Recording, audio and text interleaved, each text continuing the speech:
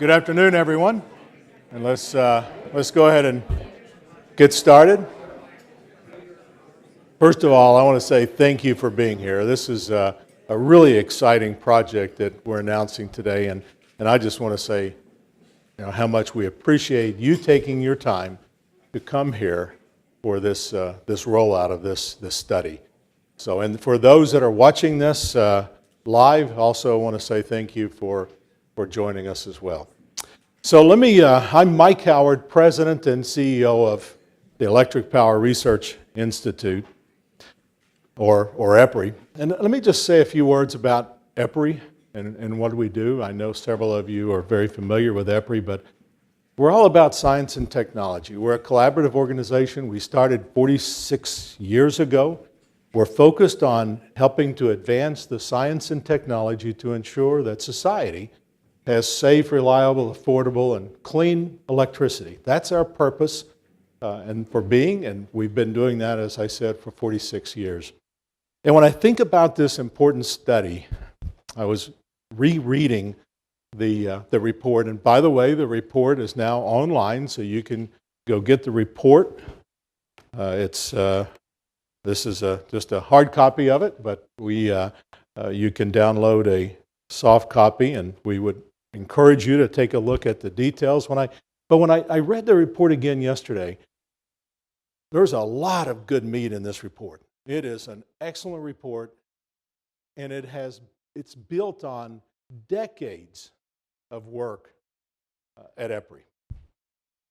It's built on our energy and economy model that you'll hear more about right after me. Our team has spent decades building this really sophisticated model, but it's also built on decades of work and really trying to understand the value of electro-technologies. We have labs where we test the devices, we work with other companies to really understand not only just the value of, but what makes these technologies work.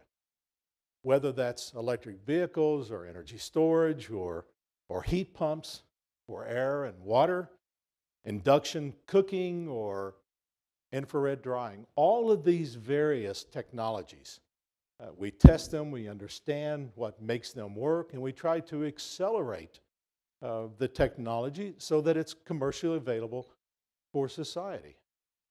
That's EPRI's purpose.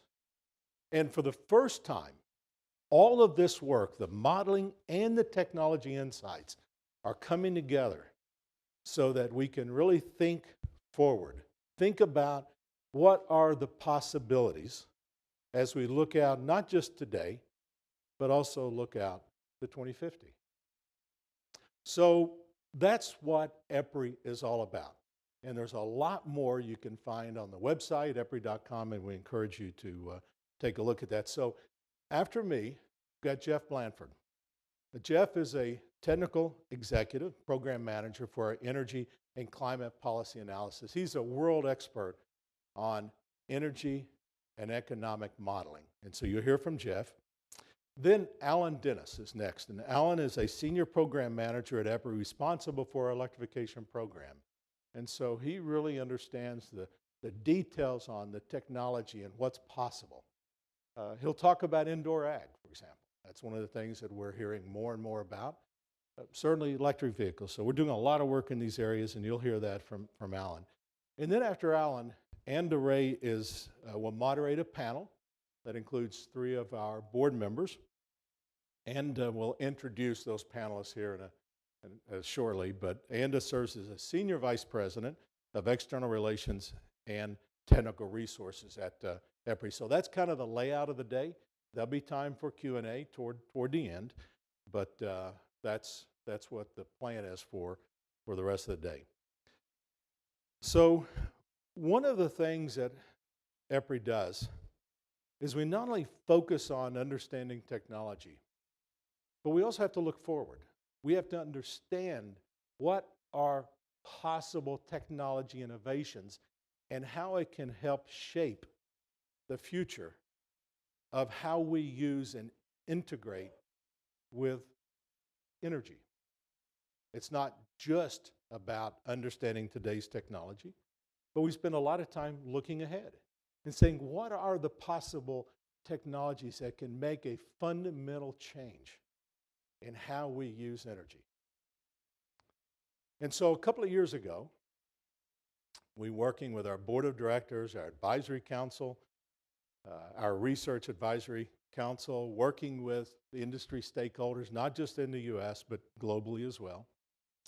We undertook a detailed view of how the energy system is changing.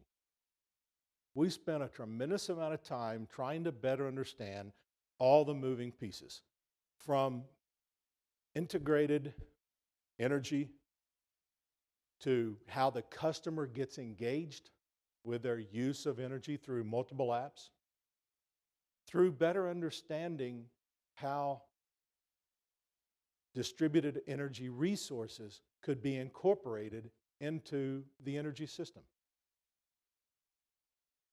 And so, after that analysis, what we introduced was a pathway that we call the Integrated Energy Network. And let me just kind of briefly show you what that is. You can go to our website, download the final report on the Integrated Energy Network. But in summary, it's all about how dynamic the entire energy system is. It's no longer just a one-way flow of electricity. It's bidirectional. It's customers engaging with how they use energy through an app. It's how that the entire system needs to be much more flexible than it was ever designed to be. It's about the connectivity of all the pieces, and it's the interrelationship of all the pieces. Natural gas relies on water, which relies on electricity, and vice versa. All of these energy resources that makes up that graphic there all rely on each other. That is a profound difference than just 10 years ago. And it's connected. All the pieces are. You can now pull up your iPhone. You can control your thermostat. That is the connectivity that is made possible by the tremendous advent of communications and digital technologies that have occurred really over the last 10 years. And so all of that technology we have put together to help us think about the future. And one of the fundamental things that has occurred because of the tremendous technology advancements on the electricity side, electro technologies, is the advancement of electrification, efficient electrification. And so what we're going to be talking about today is that study. But the integrated energy network is what is enabling efficient electrification. It's the flexibility, it's the modernization of this grid that will occur over the next decade or so.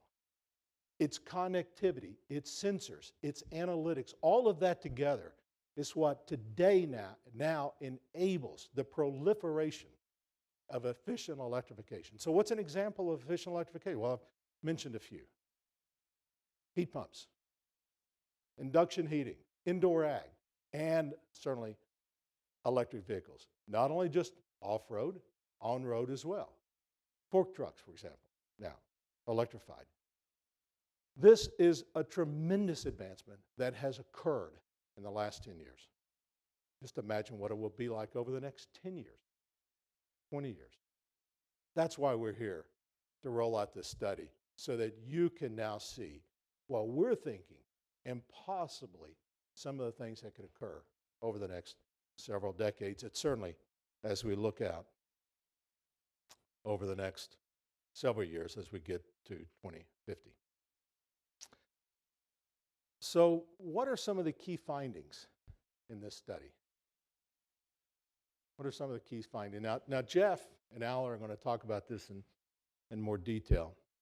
And one of the things that, as I said briefly, when I take a look at this study and I think about and I read it, it seems like every time I read it, I come up with additional insights. It is packed with information. I think our team has done a phenomenal job in putting this together, and I want to say thank you for that. How much of our total energy is electricity in the U.S.? Anybody want to guess? Today it's 21%. What was it in 2050? Sorry. What was it in 1950? 3%. The study, as I said, looks at the adoption of efficient electrification technologies from today to 2050. And it's based on 4 different scenarios. Scenarios that look at various attributes, looks at various actions that could occur, and then Jeff will go into that in much more detail. But one of the things that comes through in the report, it's not just about looking at load growth, because in the report, when we go out to 2050, we see that the final energy portion, that's electricity, is not 21%. It's between 32% and 47%. And again, I said it's not just about load growth. It's about all the other attributes that efficient electrification contributes toward. Increased productivity, and certainly improved product quality. If you're a manufacturer and you're making some type of unique device, then by looking at electrification can improve the quality of the product as well. It reduces air and water emissions. It improves overall energy efficiency. It provides grid flexibility and overall power system resiliency. Those are just some of the attributes of greater adoption of efficient electrification. And all of that is spelled out in much more detail in the report. But all of the scenarios that we looked at show an increase in the use of electricity in terms of our primary energy use across the U.S. Even with robust economic growth from now to 2050, our reference case, as Jeff will mention, scenario indicates a 20% less energy use, 20% less emissions, while using 30% more efficient electrification. One of the key points from the study. Now, the study is just the start of the discussion on using and adopting more efficient electrification technologies. This is just the start. There's a lot of things that need to happen from here. We need to continue to advance the technology. We need to understand how it gets incorporated into the integrated energy network. And we need to understand how consumers can adopt and use these technologies. Very important. That's part of what we're doing. We also, an important part of what EPRI does, is helps to inform the public discussion, the regulatory, the legislative discussions around how to adopt and use efficient electrification to ensure society has safe, reliable, affordable, and cleaner energy sources. And so that's a tall order. That's what we do at EPRI, and that's what we're going to continue to do. But it starts with you reading and understanding and having the discussion with your neighbors, with your colleagues about this report. This is the start of the discussion. So with that, let me go ahead and stop and turn it over to Jeff, who will go into a little bit more detail about the study. And again, I really appreciate you being here. This is one of the seminal pieces of work that EPRI has done. And we encourage you to be part of that journey, be part of helping us understand some of the details. If there's disagreement, let us know. If you want to have a discussion in more detail, let us know. If you want to visit our facilities in Charlotte and Palo Alto and Knoxville and see the labs, see where we're testing energy storage devices, see where we're testing various efficient electrification, give us a call. We'd love to show what we've got. If you want to talk more detail with Jeff and others about this study, feel free. We're here for you. Thank you very much. Jeff?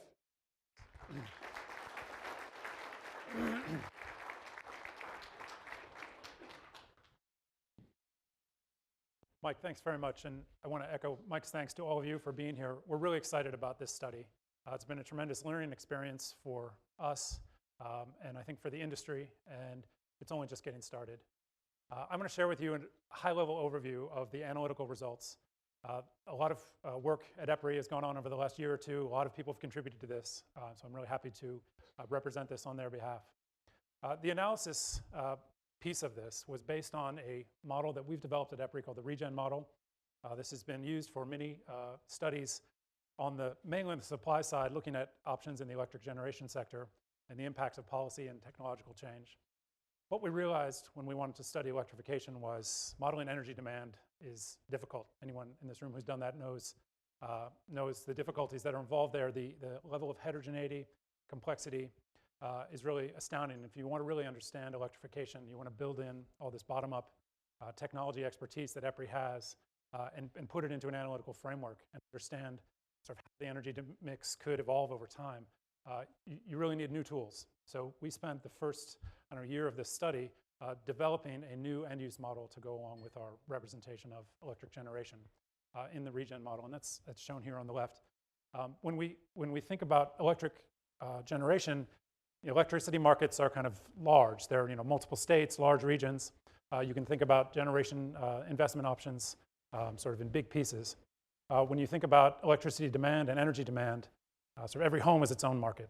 You can't aggregate up the way we do in the electric generation side. You have to break things down. So we really looked at many different types of customers. We broke down individual sectors into different types of homes, types of buildings. We paid attention to climate zones. What you see there is a map of different heating and cooling degree zones, which matter a lot for technology adoption with regard to heat pumps. We broke down passenger vehicle usage by household type. We looked at in the industrial mix. We looked at commercial buildings. So really a tremendous amount of detail. These are computationally intensive calculations, but the goal is to try and bring all this information together to understand how electrification and other trends in energy demand could evolve over time in a way that we really haven't had that capability before. So this was an exciting study, and we learned a lot. And I want to share with you some of the high-level insights. One important distinction that we have here with regard to our representation of electrification is we're not assuming that it happens. We're not saying, okay, what happens if X% of vehicles are electric? What we're doing is we're assuming what happens with battery costs, what happens with the way people use vehicles, what happens with fuel prices, and we look at adoption of technologies across a wide variety of end uses as an output of the model. So it's sort of an economic potential as the driver for the electrification that is happening and other trends. It's not just electrification. Really trying to think about how does the energy mix potentially evolve across a range of scenarios. The other thing I would say is these are not forecasts. These are scenario projections. We put in our assumptions, and we want to see what the implications of those assumptions are. And many different scenarios could be run. We set up the analysis with just a few scenarios with the understanding that follow-on analysis is going to be able to explore this in more detail. The scenarios we looked at, there's a reference case, which is just a starting point. We then looked at sort of moving in two directions. One is we wanted to understand what happens if you're less optimistic about technology change, so in particular vehicle costs, because we know the electrification of transportation is a big piece of this. So battery costs have been declining very quickly.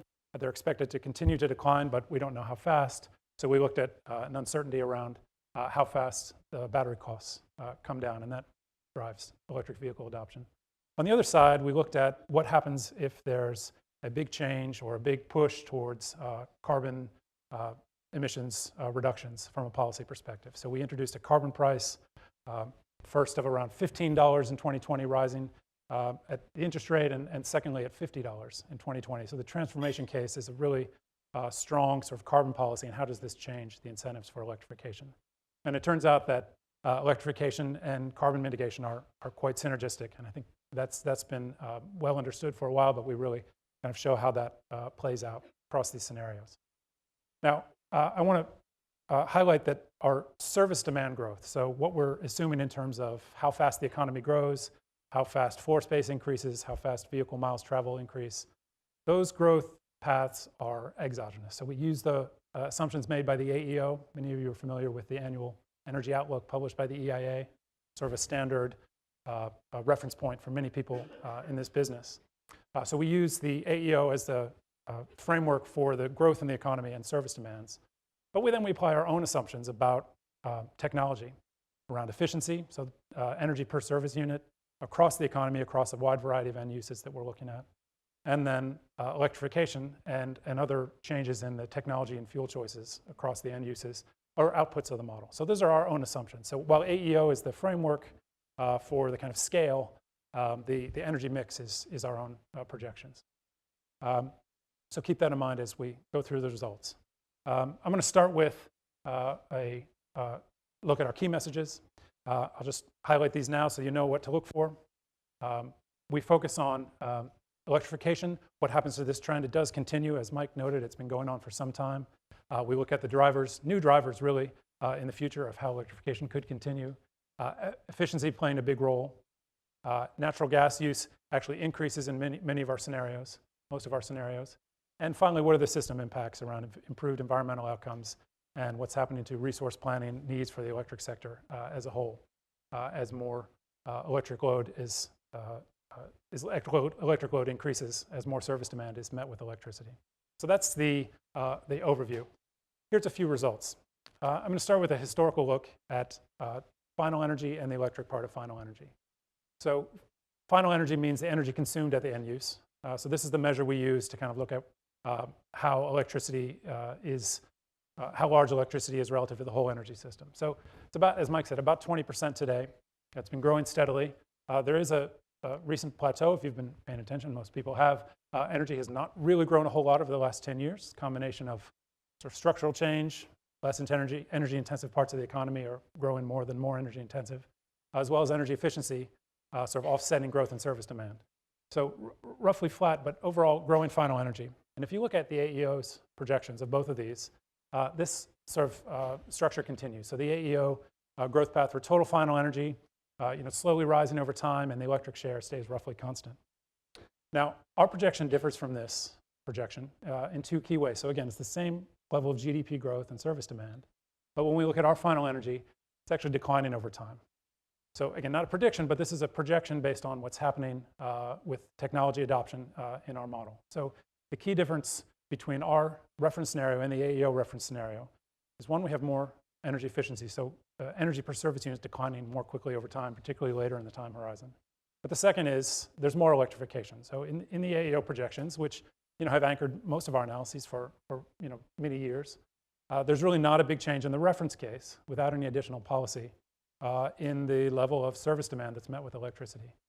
Whereas in our projections, we actually see a lot of potential, with no additional carbon incentives or anything like that driving this.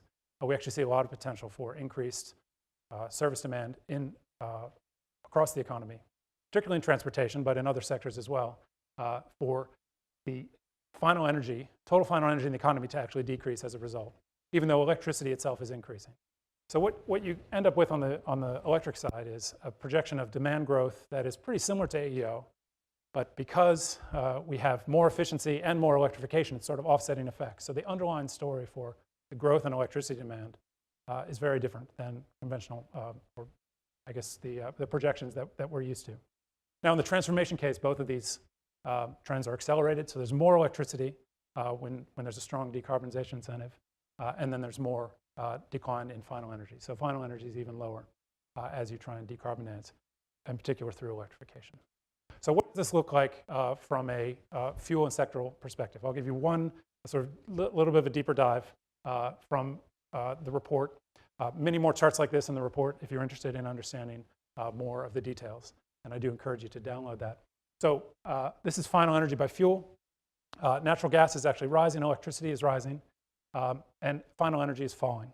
So total economic growth is proceeding, but final energy is falling. Partly that's due to structural change, partly that's due to efficiency improvements. And again, these are faster improvements than what the AEO would assume, and the rest is due to electrification. So final energy decreases while electricity increases. And that's because electricity is more efficient at the end use almost everywhere that it makes sense to use it. So if we blow up the electricity part, this is that sort of lighter blue. This is what is happening to electricity demand if we don't take into account the effects of electrification. So loads are actually flat or slightly declining. These are our sort of conventional uses of electricity. Service demand is offset by efficiency gains. If we include the piece that's electrification, and this is broken out by sector, this is the growth in electricity demand driven by electrification, and that's mainly vehicles. So most of the kind of additional kilowatt hours are coming from electrification of transport. This represents about 75% of service demand in passenger vehicles and about 40% of service demand in heavy-duty surface transport. So that's a lot of electrification of transportation in the reference case, and it's driving increased electric load. Now, there's a lot happening in the buildings and industry sector as well, but because of the intensity of those uses, it doesn't contribute as much to energy, but you can see a much richer picture of the sectors in our report. So this is a 30% growth in electricity, but a very different kind of mix of end uses. If you look at the transformation case, all of these things get bigger. There's more electrification across the sectors, and in particular more in buildings and industry as the carbon incentive kicks in. Final energy has fallen even further, and the electric share, if you can see it, if you're not sitting in the front row, has risen to almost half of the economy. Half of the energy demand on final basis is electric by 2050 in this scenario. Emissions are a big piece of the study. We tried to look at what happens to total CO2 emissions from energy from fossil fuel combustion. So one thing you notice here in the reference case is declines overall in the economy continue. CO2 emissions peaked in the early 2000s. They've been falling since then, and they continue to fall in this case. So your total CO2 emissions are declining as you offset non-electric fossil energy with electricity. But even in a reference case where there's not a significant reduction in the CO2 intensity of electric generation, you get overall improvement in emissions. So electric generation CO2 is actually rising, but because the carbon intensity of the fuels that you're offsetting is higher than electric carbon intensity, you get an improvement overall. Now, of course, in the transformation case, that emissions advantage is leveraged much more strongly, so you get much more electrification. The carbon intensity of generation falls very fast, and you get overall declines in the large overall declines in total CO2 emissions through electrification, as well as a number of other changes in the economy in these decarbonization cases. So the picture for emissions is certainly favorable. This is CO2, and we're going to be looking at air quality emissions as well as water and other environmental impacts in the follow-on studies that we do. Final picture I want to show you is around the load shapes. So what happens when you increase electric demand in these end uses, particularly around vehicles and space heating, which really have important implications for the seasonal load shape. So this is a picture of today's load pattern. This is a full year's worth of load on an hourly basis for our model region, which is highlighted there, the southeast. So you can see the cooling load's obviously driving a big summer peak, but the heating load, there's actually been a fair amount of electrification in the space heating sector in this region as well, even today. When we go forward in time, this mix changes a lot. So vehicle charging becomes a much bigger piece of the picture. It actually peaks in the winter as well because batteries are less efficient in colder temperatures. So you actually have more charging in the winter months, as well as the space heating demand increased for electricity. Cooling loads are actually lower in these projections because the efficiency of the air conditioners is increasing faster than service demand. So what this means for aggregate, there's a near balance between the summer and winter peak today, but by 2050 in this electrification scenario, you have a much bigger increase in the winter peak. And if you run an electrical system, you know that this is a big deal. So this really changes the way resources are used. It changes the way renewable profiles are integrated. And the diurnal picture is also can be quite different. So heating peaks in the morning rather than the afternoon. So this has implications for how we want to schedule these flexible loads. So that's another point that I think is really important that's come out of the report, and Mike has alluded to it as well, that when you have so much of your load being met with vehicle charging and other new loads which are potentially flexible, the value of the integrated grid systems that are able to connect supply and demand resources becomes much greater. And so we're going to be looking at that in much more detail as well in our follow-on studies. So I'm going to just recap our key messages. Electrification trend continues, so we have an increase from about 20% today to almost over a third of of final energy is met with electricity. This is driven primarily by technical change, and if there's a carbon policy, then it's pushed even further. Energy efficiency is playing a big role. So energy efficiency improvements, it's really sort of a piece with electrification. Electrification is improving the overall system efficiency, and energy per service unit is increasing as well, is improving. So energy efficiency is really driving this decline in final energy combined with electrification. Natural gas is sort of still a big part of the system, in part because your electrification is primarily happening in the transportation sector, which is driving liquid fuels more than natural gas. But in addition, natural gas sort of plays a role as a backup fuel for heat pumps in many of these scenarios. And system impacts, finally, the improved environmental outcomes. I think this is well understood with electrification, that at the margin, if you're going to supply a service with electricity rather than non-electric fuels, in almost every case, you're going to have lower CO2 emissions, and that's only going to become more true over time. And we have some examples that spell that out in the report. And then finally, the impacts on electric sector resource planning are profound here, and we really want to use this tool and this understanding to help support this kind of transition. So we've outlined what I think is pretty exciting potential for electricity to take on kind of more energy services in the economy, and these are adoption decisions that make sense from the end user perspective, and they make sense from a system perspective. But they're not sort of going to happen just because they make sense in a model. Technology, R&D, technology, they're contingent on continued improvements in technology, and they're also contingent on sort of proactive approaches to engage the customer and really make this information available and sort of accessible to people making these decisions. So with that, I want to transition to Alan, who's going to talk in much more detail about these technologies and about the kind of approaches for engaging the customer, which is the subject of his work at EPRI. And I look forward to your questions. Thanks very much.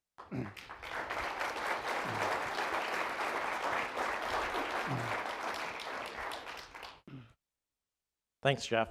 And as Jeff mentioned, we're really focused on the customer, working with member utilities and their customers, advancing electrification. What makes sense? What may be in the future?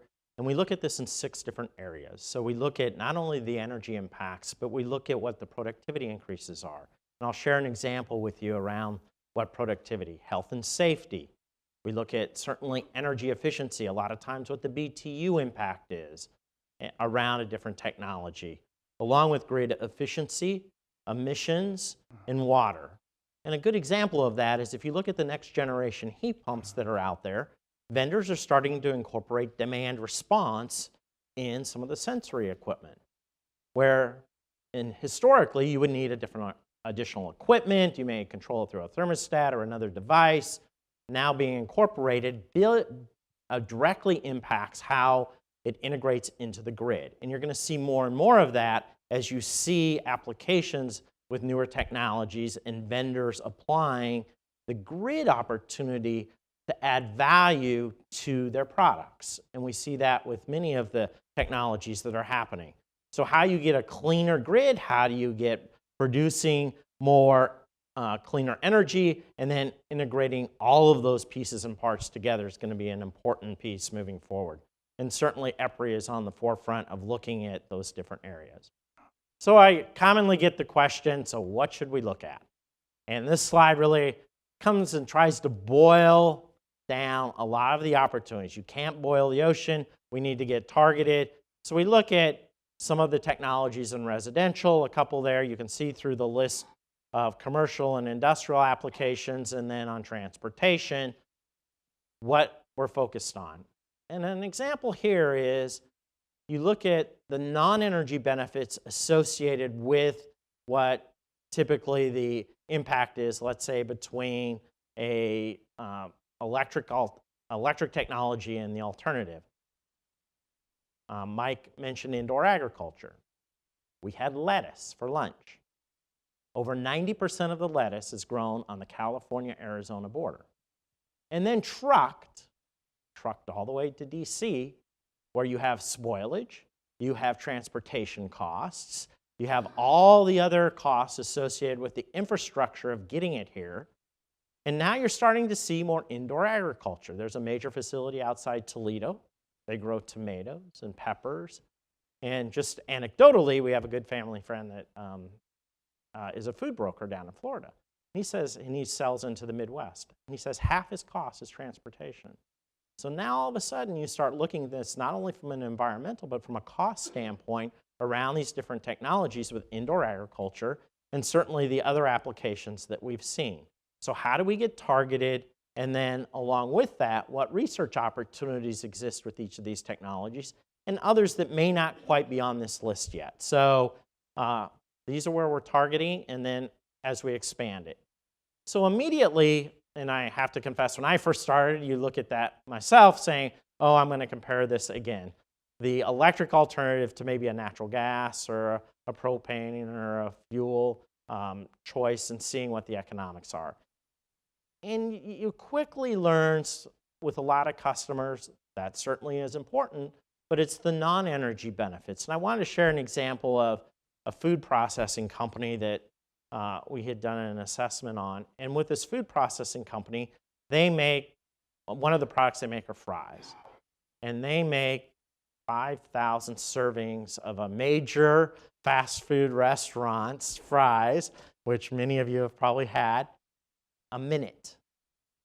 5,000 servings a minute. We eat a lot of fries. And so, in asking the plant manager what would be important to him, what would be a productivity increase, and his comment is, if you could raise my productivity approximately 0.25%, 0.25%, you'd be a hero in this company. 0.25% or 3 minutes a day adds 15,000 servings of fries a day. Do the math, it's over 5 million fries a year, 5 million servings of fries a year. Now all of a sudden you're looking at the non-energy benefits around electrification, productivity. And so I want to share that example with you on how we focus on that. There's some great water opportunities here also, using different disinfectants for the treatment of water with this company. So what did we look at? We look at infrared, we look at acoustic drying, how you can dry with sound waves. So some of the new technologies that may exist and some other technologies that have been around for years. Another example that we've done is with a utility in the Mid-Atlantic area around vehicles. And so when we look at this, and EPRI has extensive experience with transportation. We've been working in this area for over 4 decades. And so a lot of information around the whole transportation market. We've been first in looking at some of the lithium-ion battery technology and the charging station technologies, to name a couple. And here's an example where you start getting into, it's great to come up with a technology, but how do you get behavior to match that? And so in this, we wanted to evaluate what the charging system and what the customer was actually using or actually charging a car. And there were about 100 participants in this, and we wanted to see what the cost was, the grid impact. And then also, how do you look at education? What's the customer's hearing? What some of the options are? And then along with that piece of it, how you actually do the installation. And many times we look at technologies, and we're looking at this actually for one of our customers, and you can have a great technology, and you say, wow, this heat pump technology is wonderful. And then you realize you have to cram this new technology into a facility that is built out, and how are you going to wedge it in there? And so there's a lot of other things other than just a technology. And so you look at the installation piece of this. So how do you look at behavior? And so in this case, there were time of use rates. And so you offer time of use rates. Well, customers take advantage of them, right? I mean, that's the key. And this was very successful. Customers did take advantage of off-peak charging. It started about 8 o'clock at night, and they would charge their cars during off-peak. But there were additional costs to the utility or to the customer, specifically the customer with charging stations. Well, you found that some of the TOU benefits of being on a lower rate could help mitigate some of the costs that a customer may experience. So you had lower costs, the TU, the time of use rate, solved that. And then, again, with this behavior, reducing utility costs by, again, having the customer charge off-peak.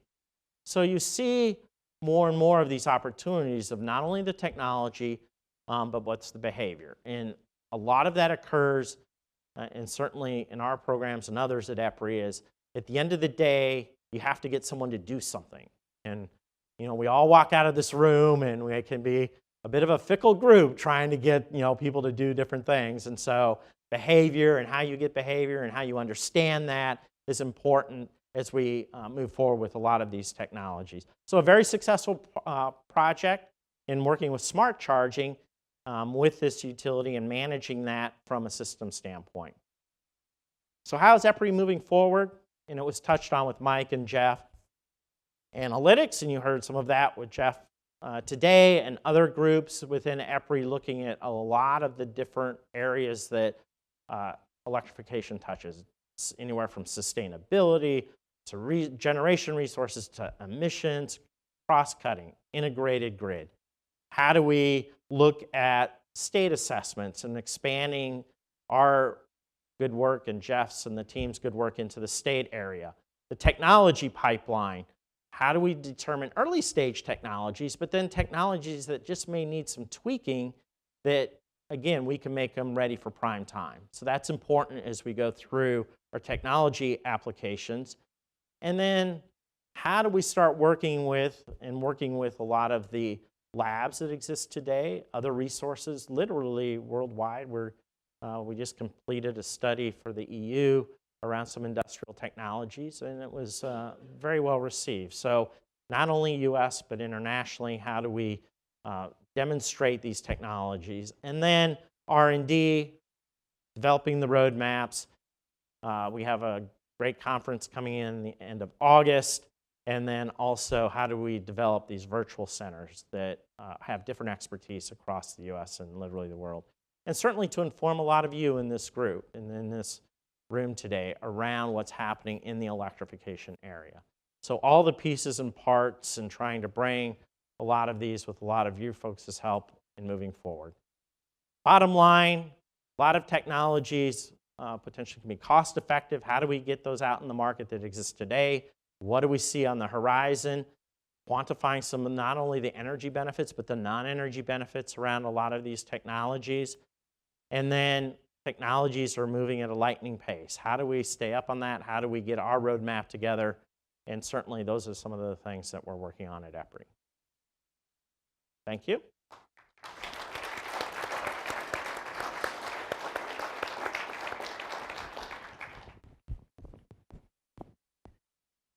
So thanks very much, Jeff and Alan. We're going to bring them back up at the end so that you can ask them some more questions. But if there's some clarifying questions, we'll take those now. I do want to point out one thing that you might not have heard from Mike or Alan or Jeff, and that is EPRI is technology agnostic, including the fact that we may have electric power in our name. We're agnostic with respect to electrification. In fact, I want to give you one example. You see that the electrification work that they showed and the increase in electrification, a lot of it is from electric mobility. So guys, on the electrification, on internal combustion engines, did you keep the performance exactly the same over the period of time so that electrification vehicles look better? I know this one. No, no, we did not. Efficiency improved significantly for the ICV, including sort of assuming this trend of hybridization. So the ICV essentially became fully hybrid drivetrain and got to something like 50 miles per gallon by 2050. So the other technologies were not holding still. Okay, and one more to put you on the spot. So we see that you didn't talk much, but your graph showed like an increase in gas final energy use as well as electricity. So, but the emissions went down. But we know that gas is a carbon emitter. So did you assume anything about carbon capture technologies? So on the electric generation side, in the transformation case, when there's a high carbon price, gas with CCS played a big role in the generation mix, and we go through that in the report. There are many possibilities for the generation mix. There's lots of ways to decarbonize electric generation. One thing that happened in our scenario was, we assumed a low gas price, which was based on the AEO sort of high expected recovery. So this is a price where the gas price doesn't get above $4 per million BTU by 2050. So this really creates a, when there's a carbon price plus a low gas price, this is sort of good economics for gas with CCS. So that partly explains that. Thank you, thank you. So when you get the report, if you haven't downloaded it while you've been sitting there, a ton of numbers, a ton of insights, as Mike mentioned. Are there any clarifying questions that you may have from what you've seen? Again, we will bring them back up for insights, please. And if you'd go ahead and state your name, if you don't mind. Peter Blair from the Academies. Oh, thank you. We're here in Washington, so policy's all the rage, and I'm curious about the degree to which the scenario results. You mentioned carbon as a carbon tax or a carbon price as one particular variable, but how sensitive are the scenario results to other policy variables that you obviously had to make some assumptions about? Can you give an example of what you're thinking of? Let's say cafe standards, for example. Right. Yeah. Yeah. So it's related to the question that Ann asked, and I guess the cafe standard that was in place. I'm not sure the current status, but I think it's something hitting like 35 miles per gallon by 2030, and then we assume that happens for the ICV, and we assume that trend continues out to 2050. We also assume that electric vehicles get more efficient as well, although we actually counter that with an assumption that if you look at the EV fleet today, there tend to be smaller vehicles. We're assuming that more models become available, so that actually when you have a comparable vehicle to the I guess average ICV, that vehicle will be larger than today's EV and actually be a little bit less efficient, all other things equal, than the vehicles you have today. So we try and project efficiency improvements across technologies in a way that we think is consistent with where the standards and the technology are going.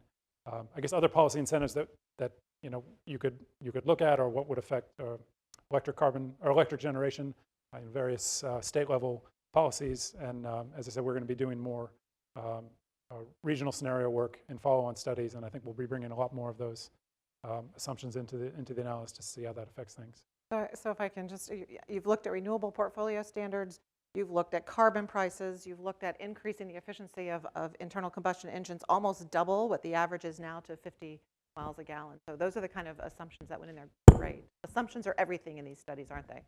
Any other kind of clarifying questions for them? Yes, please.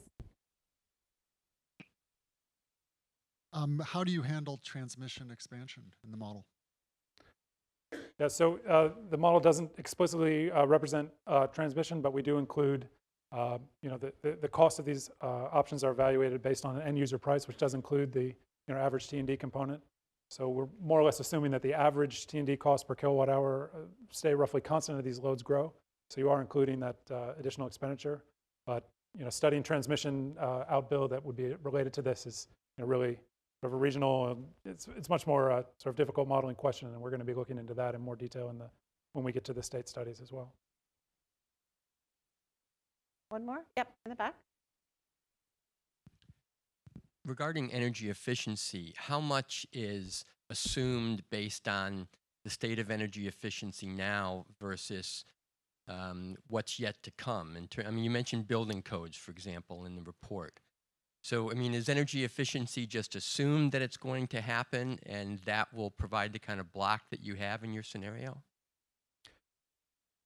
For the most part, yeah, there are exogenous assumptions about the rates at which energy efficiency improves. So, for example, in lighting, there's an assumption about the rate at which LED, replaces incandescents, and this sort of drives energy per service unit in the lighting. We make similar assumptions across the board for technology. So, there is sort of a chicken and egg that has to happen between the technology and the standard. Programs and support for energy efficiency still being in place, or would that go away and be replaced by market-based efficiency? Well, that's a different question. We didn't look specifically at that mechanism, but talk about the baseline that you use, the AEO baseline. Right. So the AEO baseline is the framing of the service demand. So how is floor space growing and economic growth and so forth. But when we looked at the energy required for the service demands, we do assume that improves, and I think it would be a combination of measures that would bring that about. Yeah, there was a baseline. That's right. That was the point. All right. Well, one more? Did I just see it? Yes, go ahead. Last one. Well, wait, we'll get a microphone to you real fast. My question has to do with what drives demand. And I think to a large extent, when you look at the US population in 1970, there was a 13.1% increase over the previous decade. Between 1970 and now, we're looking at about 20-25% increase in the population. Now, between now and the next 40 years, I don't know what projections were made for the increase in population to account for the demand and how that reconciles or adds or worsens the result with respect to emission, demand, and what have you.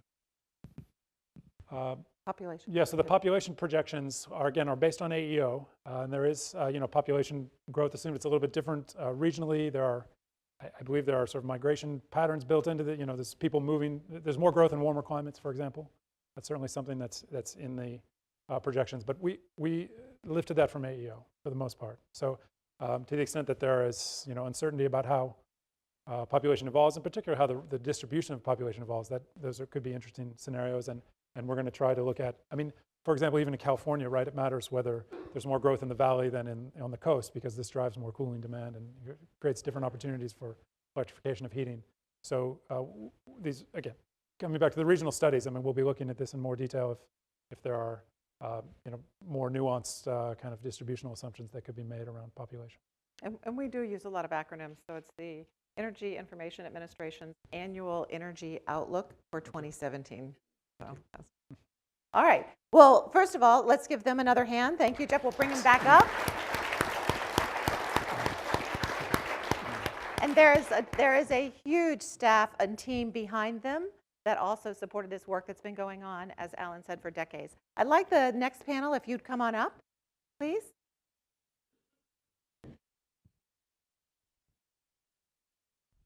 And again, this is a fantastic panel. I am actually going to ask a few questions of them, and then we'll go right to you all, because this is an important opportunity to be able. Oh, I was going to say, do I have bad breath or something? Somebody has to sit here. Thank you, Jeff. Thank you, Jeff. Thank you. And we do have folks on the webcast, and we can get your questions as well. And so please go ahead and prepare your questions. And when we get to that point, we will bring the other group back up so that we have all of us here. So first of all, we've got this great panel. Let me tell you a little bit about them. We've got Jeff Lyash. He's the president and CEO of Ontario Power Generation, and he has over 35 years in the utility business. Early in his career, he has a similar background as me as far as nuclear physics. So you were with the Nuclear Regulatory Commission, and then he went to several executive positions at Progress Energy, Duke, and Chicago Bridge and Iron Power, right? His experience spans the entire aspects of the utility industry: power construction, engineering, power trading, which you don't always get those two mixed up. So that's totally fantastic. He is the incoming chair of EPRI's Board of Directors. So we're very happy to have Jeff here. So thank you, Jeff. Thank you, Amanda. Our next panelist is Cheryl Carter, and she's the director of the power sector at the Natural Resources Defense Council. Sorry about that. I'm looking at the National Press Club. She plays a key role at NRDC in that she's responsible for helping to develop and promote the strategies associated with clean energy and energy efficiency. So she focuses on being able to reduce the impacts on public health and the impacts on the environment, while at the same time increasing the equitable access to power, to equitable access to affordable power. So thank you. She represents NRDC on several rulemakings and policies and testimonies, and we're very fortunate to have her advice as well on the EPRI Board of Directors. So thank you for being here very much. Thanks, Cheryl. And then we have Pat Vincent Colon, who is the president, CEO of PNM Resources, and she has over 20 years experience in the industry. Before joining PNM, she was the president and CEO of Public Service Company of Colorado, a subsidiary of Xcel Energy. Prior to that, she was also with Arizona Public Service. Now, she has taken a unique action at PNM in taking this organization that was going from a partially deregulated transition to a fully regulated 2 entity utilities, both in Texas and New Mexico. She was the past chair of EPRI's Board of Directors, and she's currently the chair of EEI, Electric Edison Institute, and the first woman chair in 90 years. Is that right, Rick? 90 years of the organization's history. And she hates it when I say that because we don't like separating women and men. Okay. So with that, thank you all very much. We have quite a panel. So I'm going to ask you kind of an opening question. And this time, I will ask each of you to give a response. Later on, we might not do that so much. So Cheryl, let's just start with you. So tell me a little bit about how you and NRDC perceive this future of increased electrification, and what's NRDC doing about it? Well, Anda, thank you, first of all, for having us here.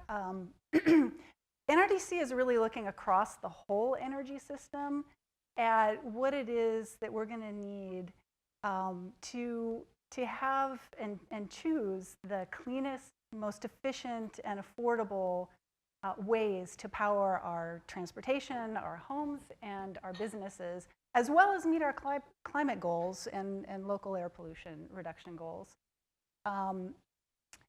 We support electrification, efficient electrification, because it is increasingly becoming one of the best ways to meet these goals with our criteria. Now, this hasn't always been the case. 20 years ago, or maybe even more recently, environmental groups like NRDC were actually opposing increased electrification. But what's changed in the last few years, and this is really important, electric technologies, as you heard earlier, have become much more efficient.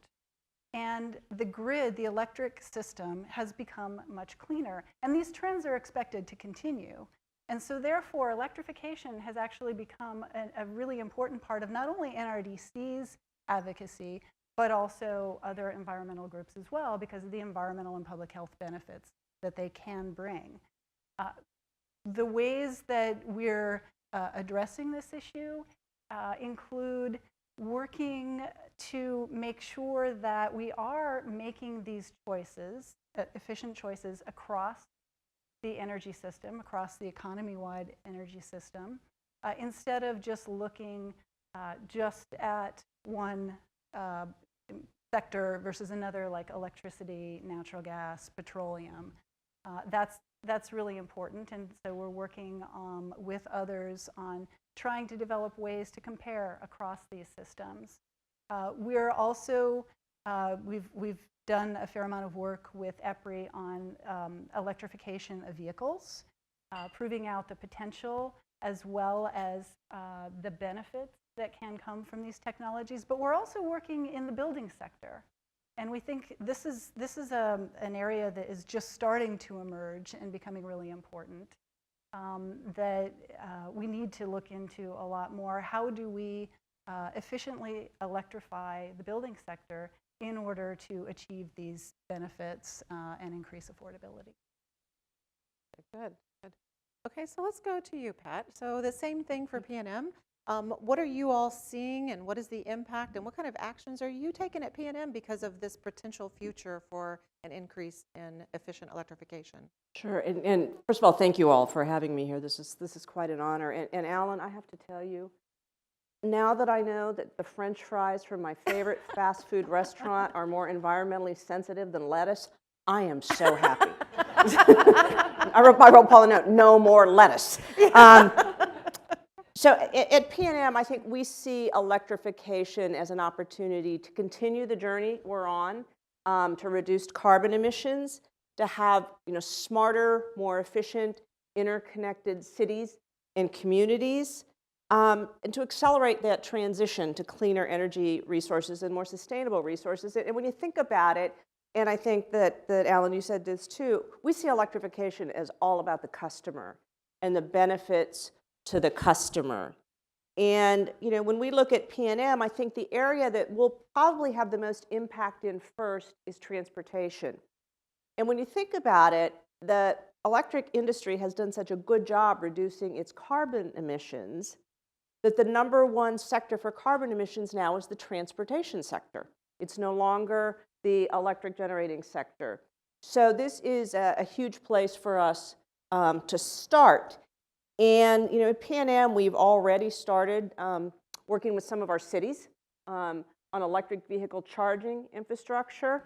Having owned some electric vehicles, range anxiety is a real issue. And so we're working with folks on charging infrastructure. We're working with our city in Albuquerque for new electric buses. They're quieter, they're cleaner, and we always talk about greenhouse gas emissions, but there's also that local pollutant issue, which Cheryl brought up. We're working with auto dealers such as Nissan to come up with customer rebates to accelerate that adoption, right? We have the federal tax credit. Unfortunately, in New Mexico, there's no state tax credit for an electric vehicle.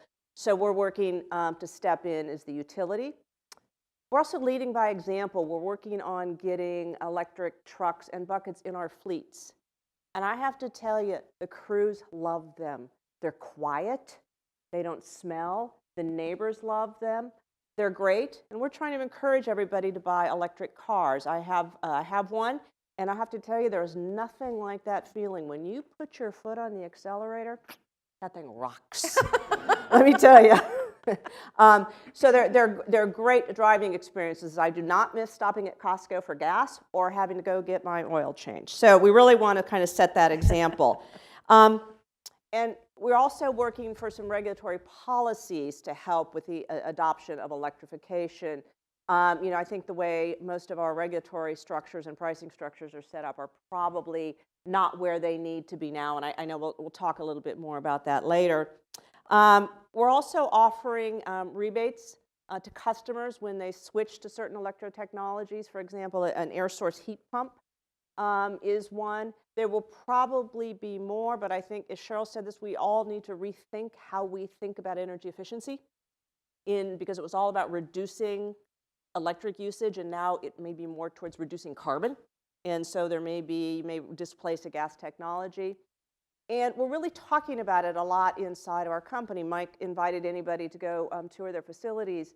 My board of directors at PNM Resources is having its strategic retreat this year at an EPRI facility in Knoxville because my directors are so interested in the technologies and electrification. So we're really sort of thinking about it company-wide and working within our service territory to advance it. Wow, there's a lot going on.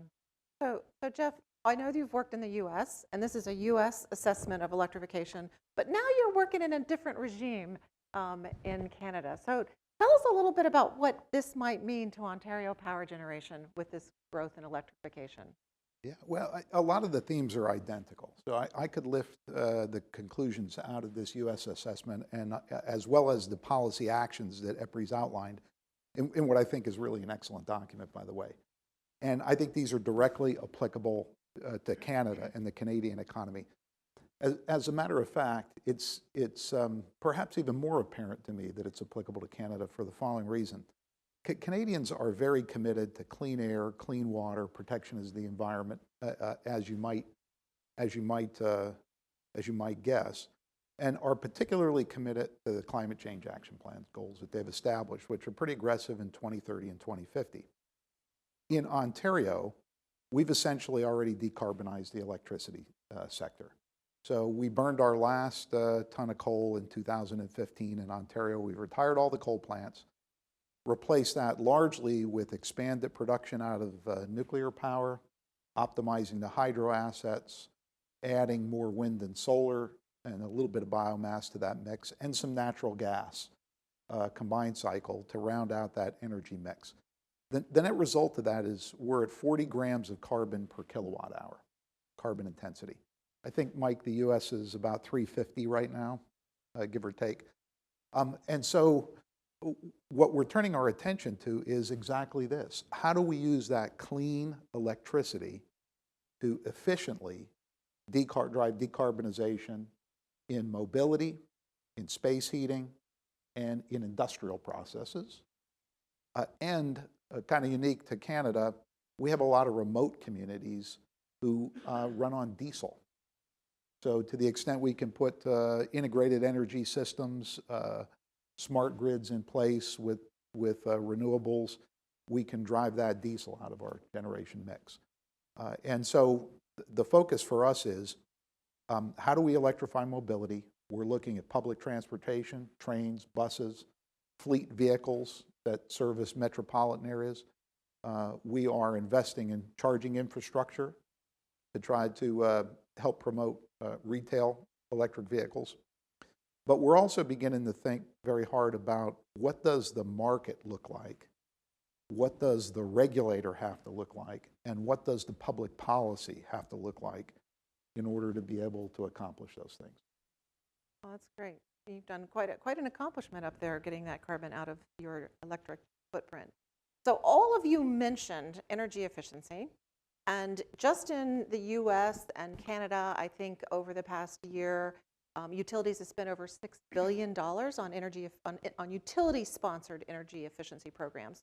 So how do you see the utilities' momentum in continuing to support adoption of energy efficiency, with now helping to support the adoption of efficient electrification when one pushes the use down and the other pushes the use up, specifically with electrification? So how do you all see that? And Jeff, I'm going to start with you because you do have some energy efficiency programs.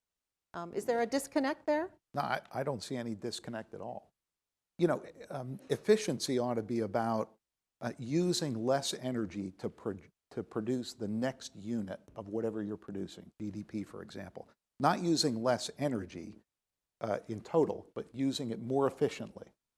And promoting electricity to the extent it drives efficiency into the energy system is completely consistent. If I just look at the history of Ontario Power, you know, it goes back to Sir Adam Beck harnessing Niagara Falls, and he drove across Canada explaining to people how electricity would improve their health, their safety, and their economy. And that's in the tradition of all of our utilities. And so I think we ought to be promoting efficient electrification, and I don't see it as a conflict with our other efficiency programs. Either Cheryl or Pat, do you want to add something? Yeah, I agree with Jeff that there is no conflict here as long as it's efficient electrification. Increasing electricity can mean an even larger decrease. If you look system-wide, economy-wide, at the energy system, for example, a battery electric vehicle is more than 3 times as efficient as an equivalent internal combustion engine vehicle. And utility energy efficiency programs and other energy efficiency programs can actually help promote and support efficient electrification by broadening those programs. For example, today we look at efficiency based on looking at water heating, for example. We look at an most efficient electric water heater, or we look at the most efficient gas water heater, instead of looking at what's the most efficient way to produce hot water. And we need to change that. Good. Pat, you were going to say something. I think a lot of what we do in energy efficiency now, the same principles apply to electrification, because some of the reasons we offer rebates are to get over that adoption, to make sure, and you can move back in the supply chain with your rebates, right, to make sure that manufacturers have them. So when it breaks, the manufacturer has it. And the utility has often been the one that has jump-started that kind of supply chain work. Or if you go to your local Home Depot or Costco, right, there's the lighting rebates there to move you to the adoption of efficient bulbs. I think we need to still think about those for efficient electrification. But I think the key thing, as these folks have said, is changing how we think about energy efficiency. Because right now when we do energy efficiency, we look at, depending on your utility, your societal cost test, your utility cost test, and there's usually a carbon price modeled in there, even though there's a national one. When we look at a gas water heater or something, there's no carbon modeled in, right? Usually because there's no generation. So we need to think of energy efficiency and efficient electrification as, to you said, it's the unit, right? It's the energy used per unit of output, whatever it is. And I think that will take some time, and that's one of the policy things that the utility companies in their states need to promote to help efficient electrification. See, you almost, all of you touched on it. I'm not sure, maybe I'm stating the obvious, but you talk about the unit of energy, and a lot of times we hear people say energy efficiency is a reduction in kilowatt hours, which is a specific fuel reduction. Correct. And this study is looking at the whole thing, and I think all of you brought that up, so thank you for that. Well, since we're on this electrification and total energy, while this study is about the use of, increased use of electrification at the final energy use, there's actually some results coming out of the study that show that both generating that electricity with gas and the final use of gas, both of those increase. And Cheryl, I'm going to look to you as our representative environmentalist sitting up here. So how do you actually, what's your perspective of the role of natural gas increasing in a world of increasing electrification?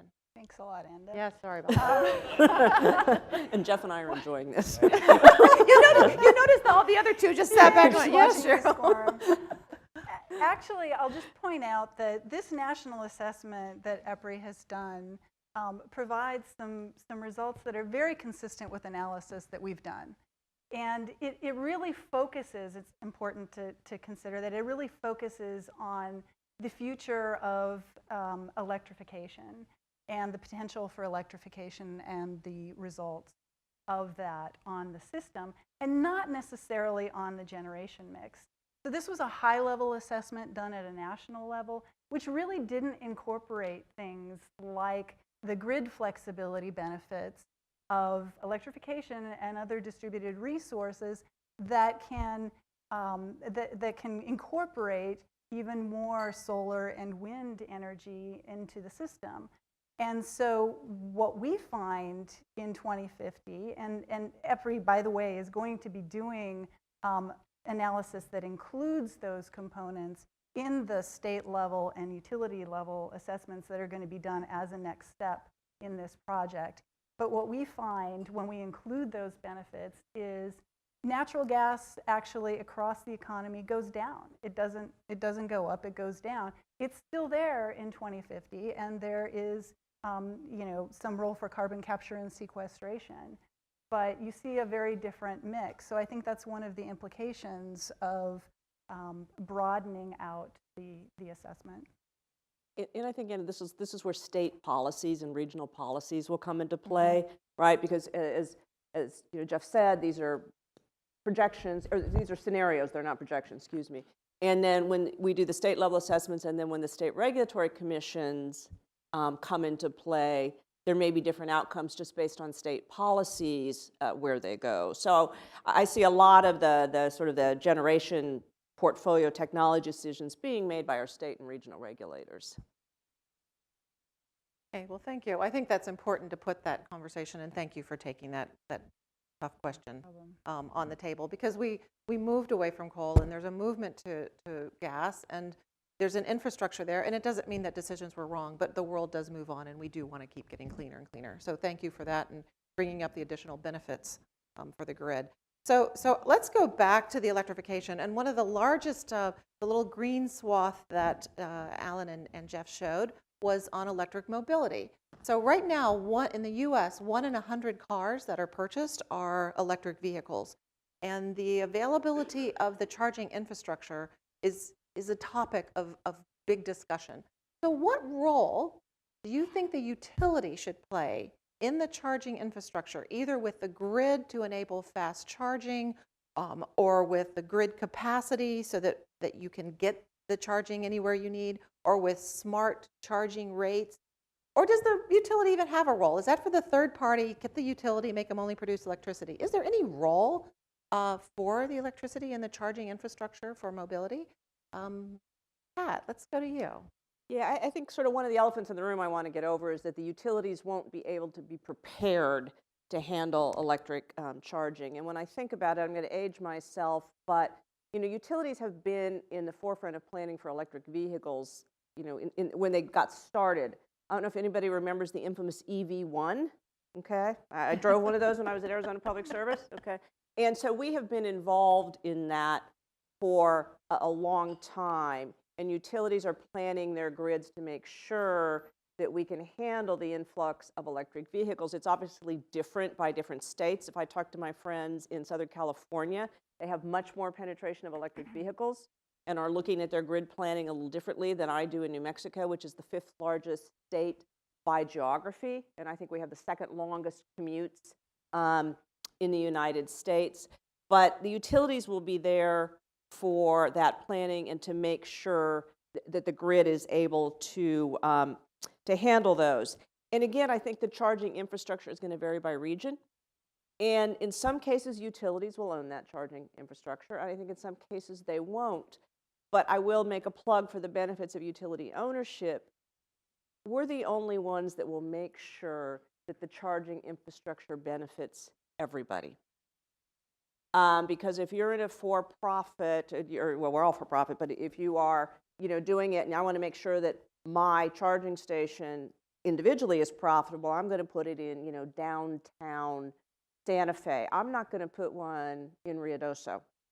And so we need to, and who lives in Ruidoso, unfortunately? Less fortunate folks. And I do think there is a secondary marketing developing for used electric vehicles that may go to low-income folks. So utilities can make sure that everyone has that benefit. Tesla has done a magnificent job, I think, of rolling out its superchargers. Not everybody can afford a Tesla.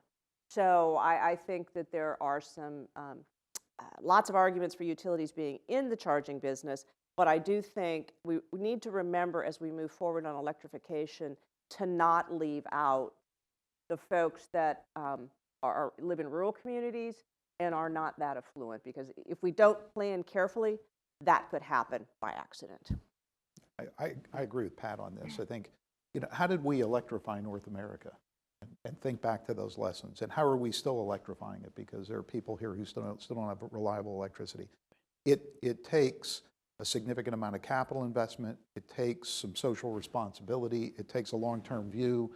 These things are all the core competencies of good utilities. And so while I think there's a role for private players in this space, I think the backbone of this is likely to fall into the utility space. But there are other reasons I think this is important.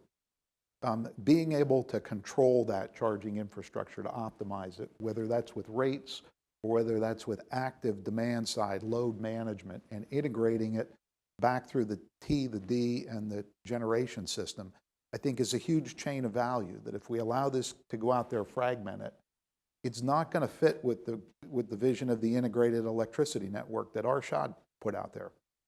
I can tell you right now, this evening, I'm spilling water over a hydro facility that if we could charge electric vehicles with it would have a negative incremental cost because it's actually more maintenance intensive to spill than it is to generate.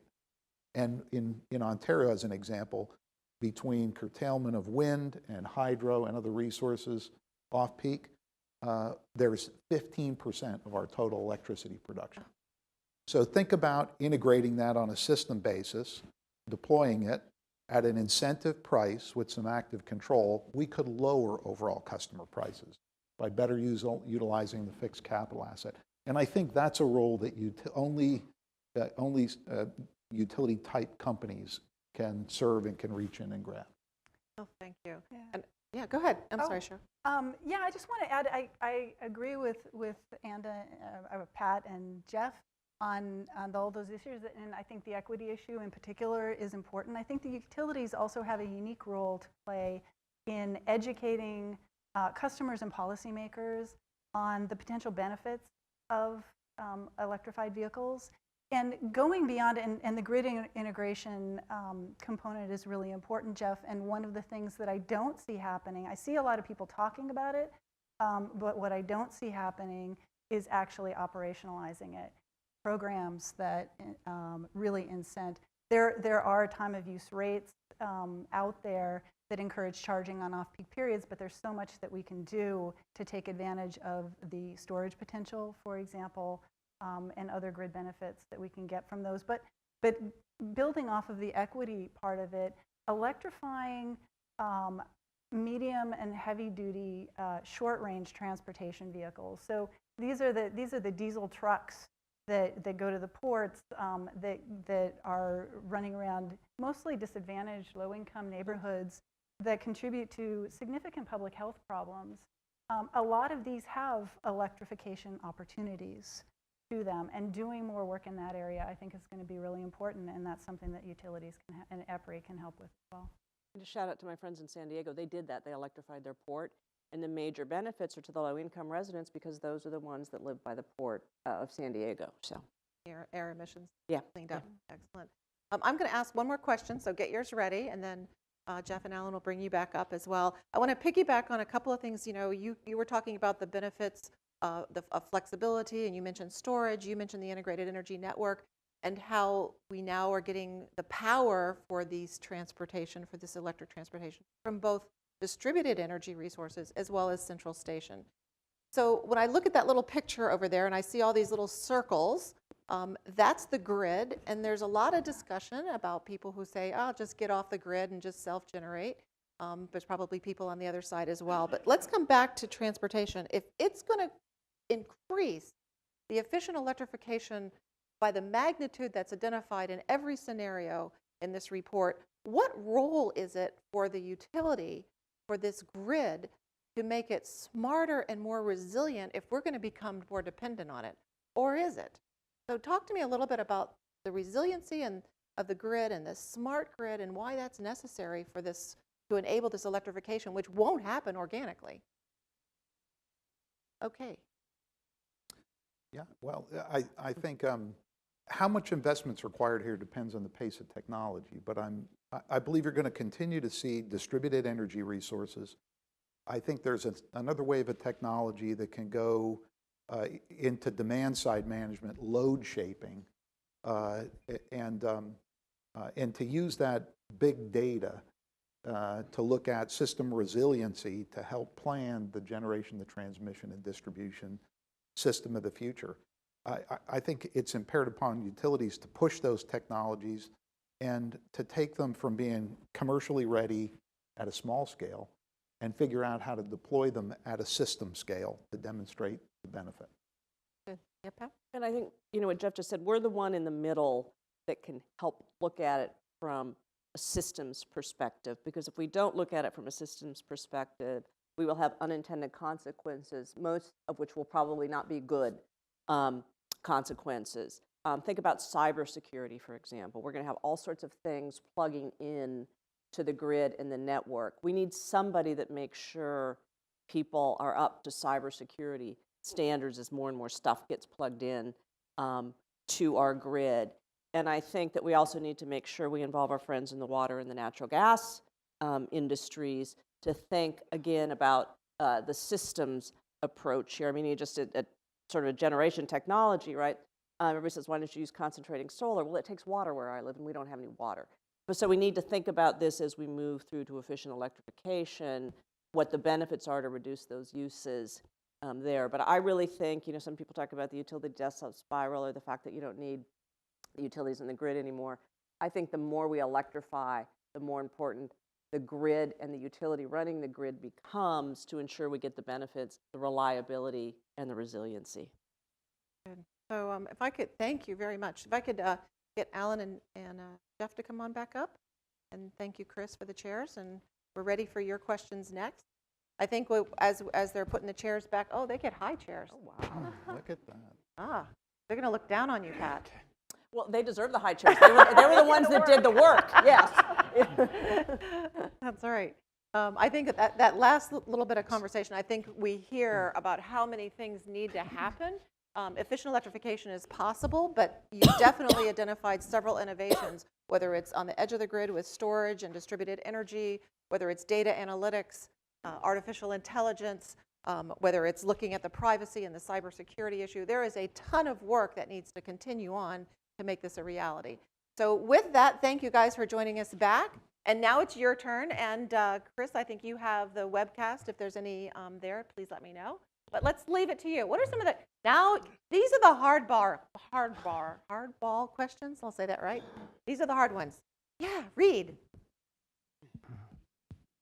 Hi, I'm Reed Detchen with the United Nations Foundation. Pat, you spoke eloquently about the value of electric mobility, and Jeff, you said some good things about the importance to the system and the benefits to the system, but we have a consumer uptake problem that's associated with the cost of the battery. At the same time, utilities need to acquire storage. Would it make sense for utilities to pay for and own the battery in a new electric vehicle and take ownership of it after its useful life for transportation, when it's just still valuable to the system, acquire storage over time, reduce the cost of the vehicle to the consumer, and get a win-win that way? I think the question becomes, what's the cost benefit analysis of getting a bunch of those smaller batteries in your system? And right now we are probably all running, every utility in the United States, running a request for proposal for battery storage to see what price it comes in and what kind of the technical capabilities there are there. So that has been discussed. I don't think from a cost benefit standard we're right there. And unfortunately, most utilities do all of their system planning and their grid planning on a least cost planning horizon. So I could bring a solution to my regulators like that, but if something else is least cost, I got to go with the least cost. I do think, though, that the battery manufacturers are working very hard on both the vehicle side to drive down the cost. These guys know better than I do, I'll ask them. And the manufacturers on the more utility scale batteries are working very hard to bring them down there. I also wish Mr. Musk would hire somebody from a big auto company to get his Model 3s cranked out, because that'll help more electric vehicle adoption. So. Okay. Anyone else? Yeah, back at this table. Take both of y'all. Hi, Natasha Vilangos with the Alliance to Save Energy. Thanks very much for all the presentations. A question relating to electric vehicles, since it's come up frequently in the conversation. I understand the great value in stepping up in terms of thinking at a more system level, whether we're talking about transportation, the opportunities that come from electrification and beyond. But there's one other step with electrification of vehicles that is a little challenging, which is the costs, either environmental or energy-wise, that comes with manufacturing the vehicle in the first place. I understand that very often that's not included in many of the models that exist, and I'm just wondering the best way for us to navigate that question going forward. I have to look to you, Jeff. Yeah. So I'll just, with regard to the cost, I mean, it's related to the previous question. I mean, the cost of batteries in our scenario is declining very quickly to the point that, you know, even though the purchase price of the vehicle is definitely higher up front for the electric vehicle, the fuel savings and the maintenance savings that you get offset it. So it certainly is an attractive proposal in our scenarios from the customer's perspective. But I think you also asked about the environmental sort of upstream impacts of the battery manufacturer. And yeah, that's a hard question. I mean, every technology is going to have something sort of upstream where whether it's a mineral availability or whether it's those processes need to be taken into account. I would say that we didn't put sort of the battery manufacturing process into the model, although to the extent that it is obviously a major cost component, it's into that extent. But I've heard about cobalt. Is this cobalt shortage going to be a problem? I don't know. We have not modeled. So I think that, just in fairness, thank you for that question, because that's one of the things EPRI does is look ahead. So we have studies that are going on what are the environmental impacts of solar panels, both when they're produced with volatile organic compounds, as well as when they're disposed of, they're not using anymore. Again, as well as with batteries, what happens at the end of life batteries, can they be recycled? So thank you, and that is an issue that needs ongoing research. There was something next to you, yes? I'm Bob Hershey, I'm a consultant. What kinds of changes do you see happening from the new technologies as far as costs to the consumer and reliability of the system? Okay, that's oh, we're gonna. That's a good one. I'll answer sort of the policy question, because there's a lot of electric utilities, you're going to have more electricity use. What does that do to the cost to the customer? Well, when you think about it, we're a high fixed cost business, right? And our distribution grid is a fixed cost. So the more volume we run through that, the lower the unit cost per customer. And I also think as generation technology becomes more and more efficient, and we've all seen dramatic drops in, for example, solar, wind, batteries, it's going to cost us less on a generation side to produce each kilowatt hour, along with spreading our fixed costs out more. And when you look at the electrification and all the scenarios that EPRI has, it does show growth for electric utilities, but I think it goes from 1.5 or 1.2% down to like 0.5. So it's not growth that will massively strain the system. So we'll still have some growth, lower cost to customers, benefit for the better for the environment and for customers. I'll just add a little bit to that because I think that it's important. This is another reason why we need to look across the system. Affordability is a component that is really important to NRDC. And if you look across the system, for example, for transportation, you can actually run an electric vehicle for about $1 a gallon, equivalent. And that, though, there's no way when you're comparing just within the electricity sector to actually attribute those cost savings. And all the costs end up on the electricity side and none of the costs on the other side. So, and also the technology isn't there in terms of cost in all places. For example, building electrification is really important, and there's a lot of potential there. But in a lot of parts of the country, it's not cost effective yet. So there's work that needs to be done to improve the technology, to improve the efficiency of the technology, and bring down the cost. And there's also cost of, if I just focus on the generation sector for a second, there's cost of this transition to a low carbon intensity generating sector. And I think we have to do all this with the customer in mind and who the customer is, who the customers are. Industrial, commercial, residential customers don't all have the same annual income. They don't all have the same ability to change as the price of electricity changes through the transition. And so we found this in Ontario as we retired coal and made this transition.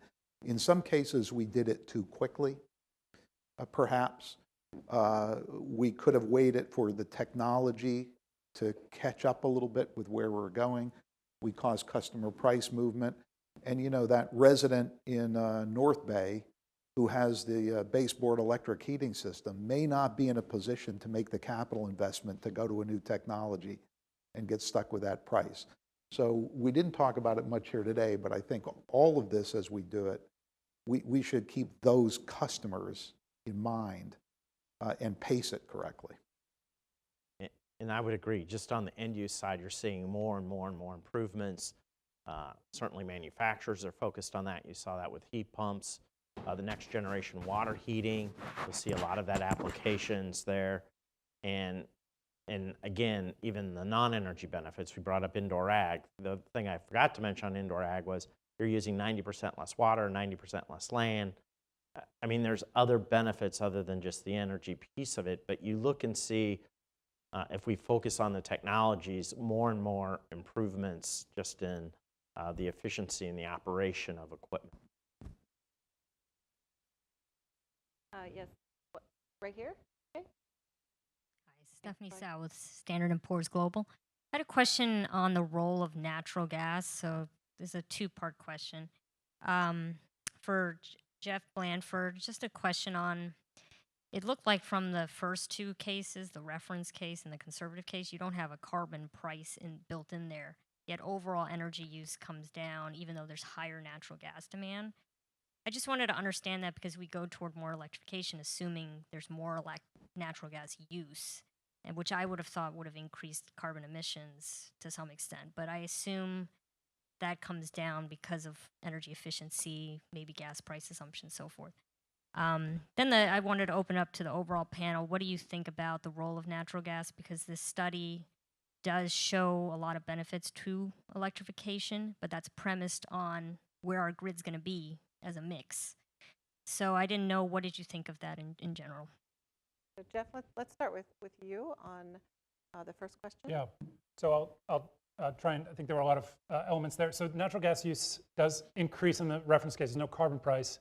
There is electrification being, driving increased electricity demand. It's driving out primarily liquid fuels because it's primarily happening, there's more sort of BTUs changing fuels in the transportation sector, which is obviously mainly liquid fuels.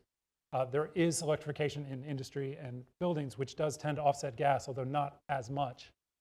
You also have gas picking up new demands from oil. So with this low gas price, there's sort of a larger and larger gas oil price wedge. So there's actually oil to gas switching, for example, in industry. So there are a number of sort of cross-cutting trends here that end up resulting in lower overall emissions, but higher natural gas and more electricity. So the emissions are lowering because the carbon intensity associated with the service demand with electricity is ultimately lower, particularly for electric transportation, than for the equivalent ICV engine. So when you make that change, you're actually lowering CO2 emissions, and that pretty much happens, as I mentioned, in almost every application where there is electrification happening. You're actually driving down CO2 emissions because of the way the trade-offs work. The electricity use is so much lower per service unit. It really drives that efficiency advantage, which translates to an emissions advantage, almost irrespective of what your grid mix is. This happens in almost every region of the country, particularly when it's a natural gas combined cycle that's kind of setting the carbon intensity of the mix, and in some cases it's even lower than that. So even Jeff, today. I think if we were to point back to one of your slides, it's not just electricity and gas, it's the other fossil fuels that are being displaced that have a higher carbon content as well. And that's right. helping a significant amount at the final energy. Okay, and I think we're going back to that gas question, and look at Cheryl smiling. So your question really wanted to know what the role of, what they saw as the mix for generation with respect to gas, knowing that gas also has a higher CO2 content than some of the other non-coal efforts. So let's start with Pat, for instance. What do you see as far as gas in the mix of the electric generation? I think it depends. And I think I go back to there's going to be a lot of decisions made at state and local levels, right? If you still need some base load, is it nuclear, existing nuclear? Or does it become gas? And then you need the ability to follow variable resources, right? Right now, we look at reciprocating engines for that in my neck of the woods. We're also looking at battery storage. So I think it just sort of depends on what your state policy objectives are and some of the advances in battery technology.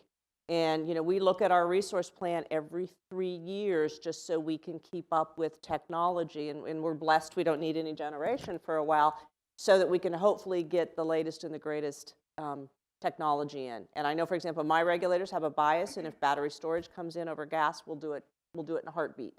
But I do think it's just going to depend on a state level and where some of those other conversations are, and most of those decisions are made on a local, absent a carbon price, most of those decisions are made on a local level. Even with the carbon price, they'll still be made there, so. Yeah, I covered this a little bit earlier, but I just, if we want to meet our 2050 carbon reduction goals, we're going to have to do something about natural gas. Now we see natural gas still playing a role in 2050, but having an increase like this assessment shows, I don't think is really possible to actually meet our carbon goals in a cost-effective manner. And so I keep coming back to the integrated grid concept that EPRI has put forward. Is really critical to this, to a different kind of future and to incorporating more renewables like solar and wind. There's a lot of flexibility already on the system, and there's a lot of potential for flexibility, adding flexibility through interactions within the distribution system and between the distribution system and the transmission system. Storage is one of them, but there's a lot of other potentials out there. Distributed generation, we have the smart transformers. We have potential in the electrification technologies like water heaters to take advantage of the charging for electric vehicles. And if we really work on developing those and modernizing the grid and the way that things are integrated, we can accomplish a lot more and come up with a different mix. Well, I think diversity in our energy production system is important. And so anytime I see one energy source taking a dominant role, that sets off some alarm bells for me. So I think, what role does gas play? Well, I think it plays an important role. Certainly for energy production, but also for capacity, for ramp, for voltage and frequency support, for a range of other things the system needs. I think the challenge, as I looked at this assessment, is if you see gas becoming dominant, what do we need to do in terms of technology development to help reduce that growing reliance on gas and balance out the energy portfolio? I think that's a challenge for the industry and probably a focus area for EPRI. And I think what we've just identified is there are several areas that we're going to need to continue to address. We didn't include the grid flexibility. We didn't include the grid interactive appliances and how that was going to help. We didn't look at some of the electro technologies, like the amount of energy that blockchain uses for all this data that we're going to have to be analyzing for the 3D and additive manufacturing. So there's a lot of work to do. CCS, what's the price that's actually going to make that competitive? Because we haven't been doing a lot of carbon capture and storage on coal, so the technology's a little behind. So a lot to do to enable this future in which we can have lower energy and lower emissions and still have economic growth. So great. Another question? Yeah, Rick. I'm sorry if I've missed someone. Oh, we'll get you next. Thank you. Rick, go ahead. Go ahead. And David, help me out. Thank you. Rick Temchin, Edison Electric Institute. Question for Alan, I think, and some of the others maybe. Everybody loved the French fry example. We get cheaper French fries and better utilization of the electric system, so downward pressure on rates. Are there other great examples like that to kind of bring it home when it comes to what's it mean to the customer and all customers, how all customers benefit, not just the participant? Sure. Another one that has a very interesting behavioral component to it is induction cooking. So if you cook with gas, typically 60 to 65% of all the energy goes right up the side of the pan. And so if you're in a restaurant or if you're at a home, you have to air condition that load or condition that load quite often. And a lot of times chefs won't use induction or won't use electric because the old coil burners, they don't shut off very quickly. And so you have heat that's retained in the coil that will overcook the food. In induction, the variability is phenomenal. You can get it incrementally, far better than natural gas. And you don't have the energy loss. However, most folks think I'm not a true foodie unless I have my 5-foot-long biking range with my hood over the top. Panasonic just came out with an induction heat top, a cooker, that you can use any pan on. So you don't need a special pan now for induction. But there's a whole mental aspect here of not only individuals, but chefs on a technology that actually has more controllability. So you look at that perspective and you say, okay, look at food service. And food service industry is amazing what's happening there. The automation in fast food. There's equipment out there that will have a frozen patty that will drop onto a belt, cook, verify temperatures for health safety issues, go to a condiment area, put condiments on, and deliver it to the front of the restaurant. Humans never touch it. And all automated. And so that exists today. So you're going to see more and more of these technologies, not only in food service, but in other areas that if it's automation, it's productivity. There's a lot of different areas of focus around, again, what's best for the customer. But let me just reinforce, right? Folks, and I typically get that question, right? Is propane better? Is natural gas better? And if you look at it from the customer perspective, right? What's best for the customer and their productivity? And there's certainly other things that drive that. But at the end of the day, they're the ones typically that are making that buying decision. And it's like all of us as we walk out of this room, right? It's, so what's in it for me? And so you're going to see food service is big, industrial process, control mechanisms. We see a lot of opportunity there. And just commercial buildings was brought up earlier and the efficiencies around commercial buildings. So I think just every aspect of it, folks are looking at different areas. And then the whole carbon fiber and 3D printing and the supply chain and all those other impacts, again, driving inefficiencies out of the process and then out of the technology if there's inefficiency there. Thank you. Good. Yes, Jack Warner, Institute for Sustainable Power. I like the discussion about technology innovation, what we're talking about here.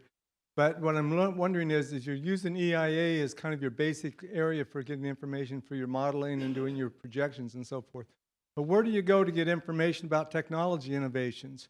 And I think a good example right now in the battery area is there's ultracapacitor battery technology that's being brought into the marketplace right now by the private industry. NREL just released today information about the new magnesium metal battery technology that they've made all kinds of breakthroughs so that battery technology is going to be coming into the marketplace, probably replacing lithium-ion batteries fairly soon. So in terms of doing modeling, looking at technology for the utilities and so forth, where do you think you can really go to find good resources and find the resource to say, here's what's happening in different areas in terms of technology innovation, technology advancement? And batteries, I think, is probably one of the best examples where there's a lot going on, both private sector and public sector in terms of NREL and so forth. So actually, let me start with that one, since I'm going to put my EPRI hat and take off my moderator hat for a minute.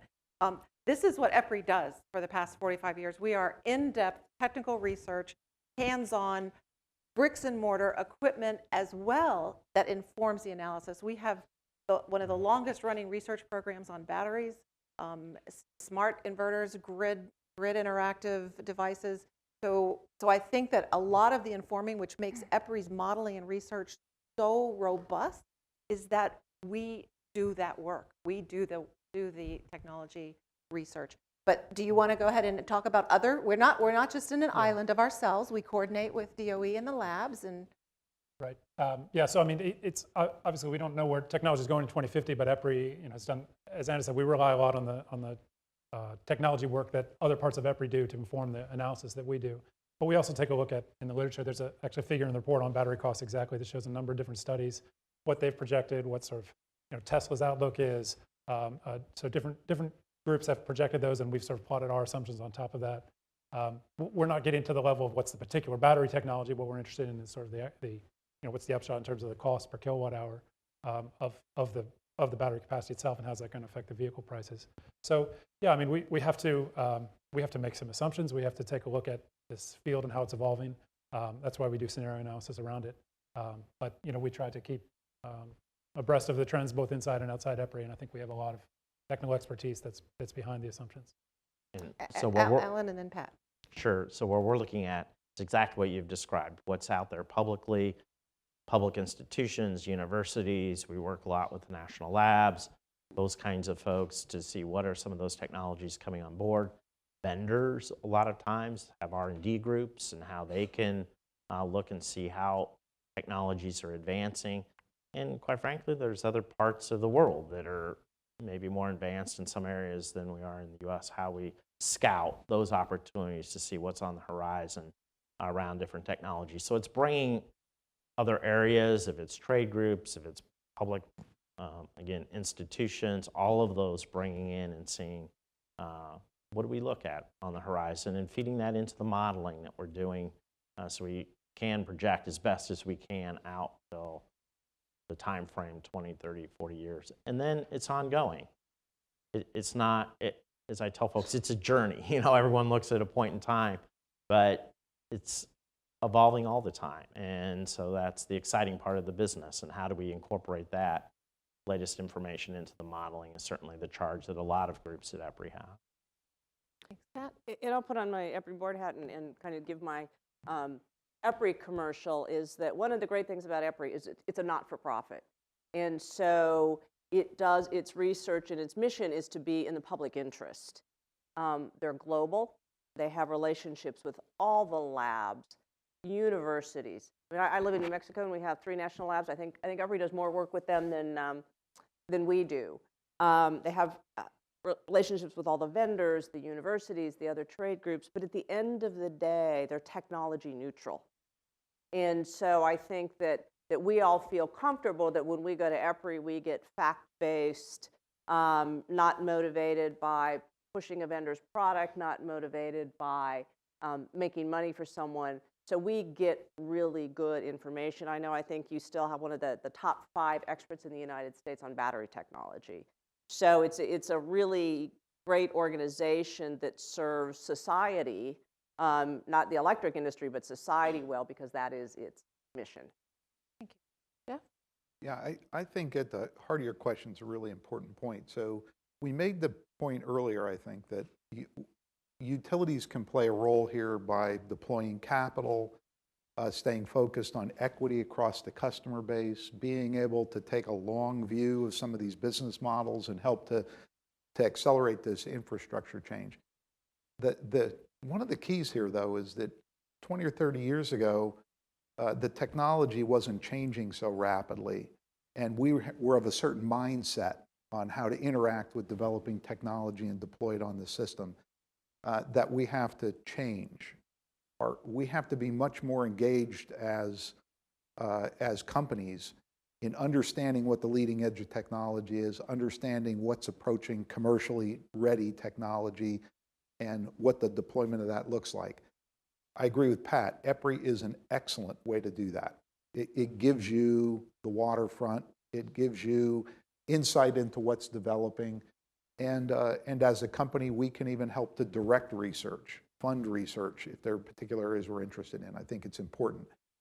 I think we need more than that. We engage with academic institutions to understand where they see technology moving. And frankly, my company, we've begun to invest directly in venture capital funds that target these technologies so that we can have direct access and insight into what the state of that technology is so that we can see it. Because the pace that technology is coming at us is more rapid, and we have to be able to respond more rapidly. And thank you for that question, because it can't enabled without the technology. Do you have another? Yeah. Fred Hoover with NASIO. When I was a state energy official, I oversaw programs that incentivize both the deployment of residential and small commercial solar applications, as well as purchasing electric vehicles. And there was always concerns raised to me regarding the fact that a lot of these incentives were actually benefiting just a certain segment of the population. As the increased electrification reaches down into the residential level, do we run a concern of having a situation of electricity quality haves and have-nots, where you have almost a bifurcated system where certain segments of the customers are able to take advantage of this thing, which has been alluded to by some of the folks on the panel because of their economic situation, and others cannot? And what do we do to avoid having a situation of electricity haves and have-nots? Absolutely, I think we run that risk, and you're seeing it in a lot of states with the solar and electric vehicles. And I think what some states are looking at now, for example, is community solar or utility ownership of universal solar, right? So that everyone can benefit. There's a lot of discussion about net metering. Some of the discussion about net metering is you got to have the money to put the solar on first, and then you get the net metering back. So, if somebody comes up to me and thanks me for their net metering on their solar, I said, well, don't thank me, thank your neighbors. And so I think that a lot of what, I'm really a lot of fun at the neighborhood barbecues, trust me. So I think we're starting to have the discussions about that now so we can figure out a way to do that. And for us, it means working with our cities to bring universal solar to our cities so everyone can have access to it. There's a gentleman that's doing some work. He's a retired chairman and CEO of Pacific Gas and Electric on this, bringing electric vehicles, used electric vehicles, and charging to disadvantaged neighborhoods. So it is something that we are working very hard with, having the conversation. Cheryl's group are having the conversation. There's a group out there called the Alliance for Electric Transportation, and one of the things it's trying to do is help utilities in electric transportation so we make sure we get the benefits to everyone. But it's going to take a lot of dedicated policymakers, because some of the folks we're talking about now, mostly if they have representatives in the regulatory process, it's all around price in a rate case as opposed to access. And I think we need to start changing those discussions. Yeah, I would just add it's kind of two parts. I mean, one is making sure that everyone has the chance to actually adopt the technologies where possible. And in addition to Pat's example, California, for example, is using some of its cap and trade proceeds to actually help disadvantaged communities participate in ownership of electric vehicles. I think those kinds of programs are important, but more broadly, I think we need to make sure, and this is where our criteria for making sure that we get the cleanest, most efficient, and affordable options for powering our transportation, our homes, and our businesses. You know, if it's not electrification for electrification's sake, what we're talking about here and what EPRI is talking about in its national assessment, it's efficient electrification that provides those kinds of benefits. And making sure that that's what's happening will help. Yeah. Let's just take a couple more questions, and we have right here in the middle of the room. Hi, Austin Whitman with First Fuel Software. Questions about the word programs, which is right behind your head on the screen back there. We're at an interesting time in energy efficiency programs because they've reached, in many places, maturity, or plugging away at 0.5% and percent savings. And so, will we see electrification become sort of the revitalization of energy efficiency programs where the two of them get combined? Or will we see a whole new track start around electrification and all the stakeholder groups and everything that goes along with the energy efficiency programs kind of gets remade?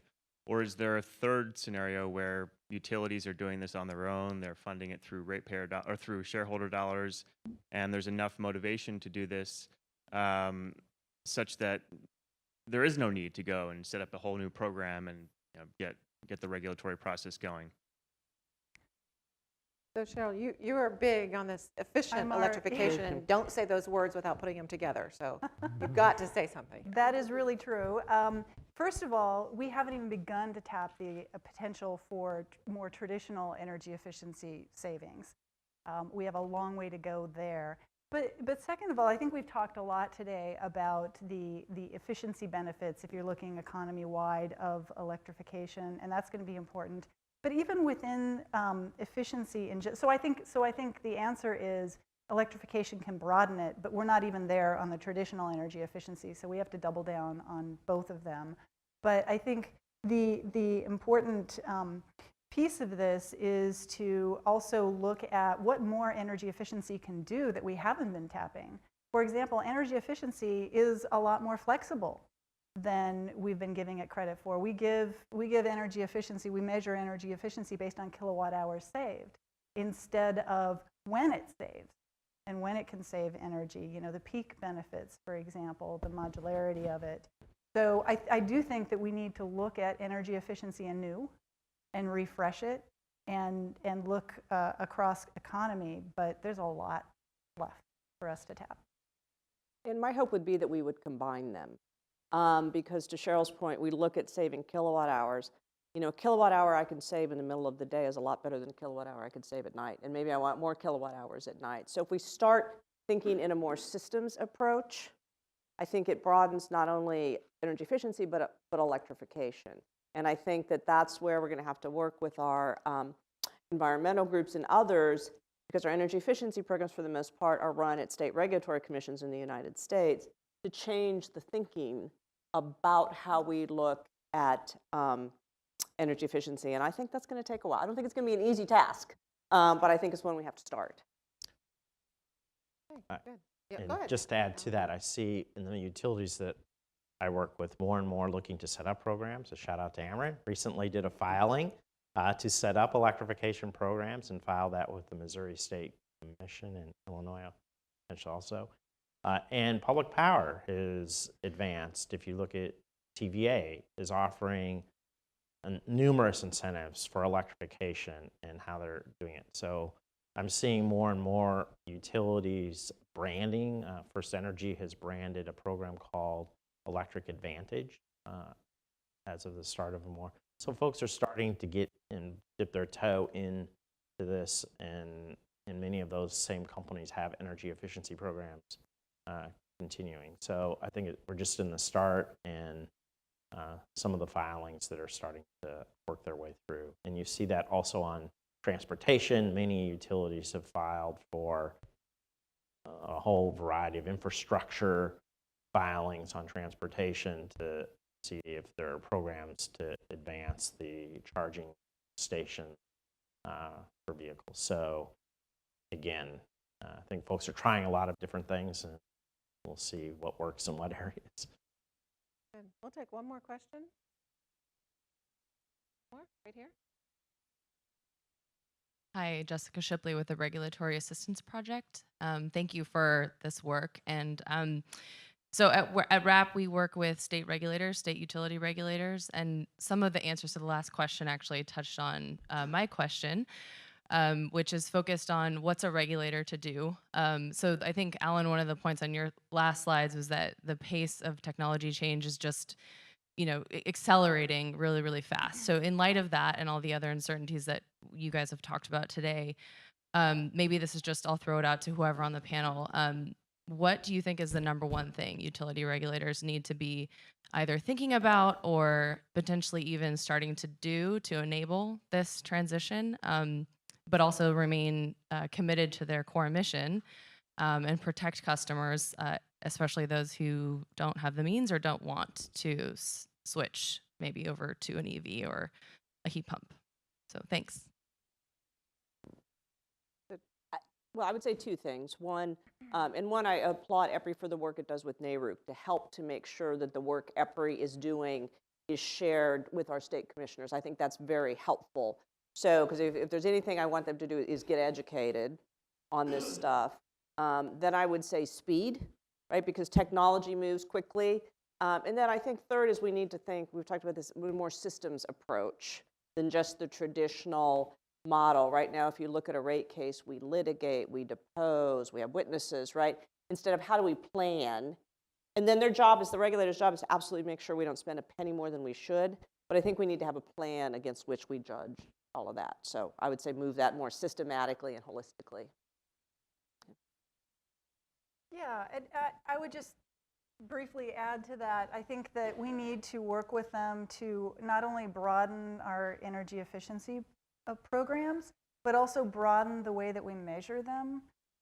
Metrics that look across different fuel types or different sources for end uses like water heating or space heating, for example, are going to be really important. And working with them just on getting those changed will level the playing field so that we're making better decisions in those types of programs.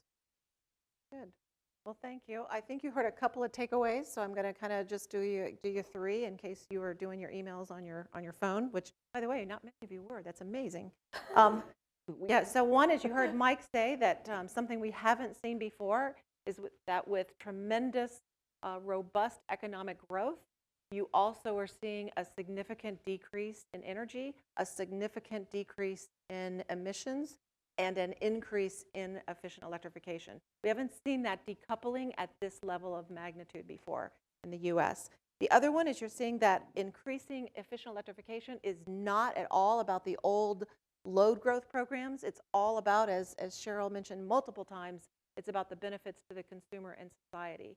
And lastly, if you didn't hear it from every single panelist, this is not going to happen. This new world future will not happen organically to get the benefits to the consumer without a change, and thank you for the regulatory issue, without a change in the market design, looking at EE and building standards. It's not going to happen without technology innovation and enhancements of modernization of the grid. So if you would give me a warm welcome on behalf of my EPRI colleagues and myself, for all of our panelists, for Jeff, Cheryl, thank you.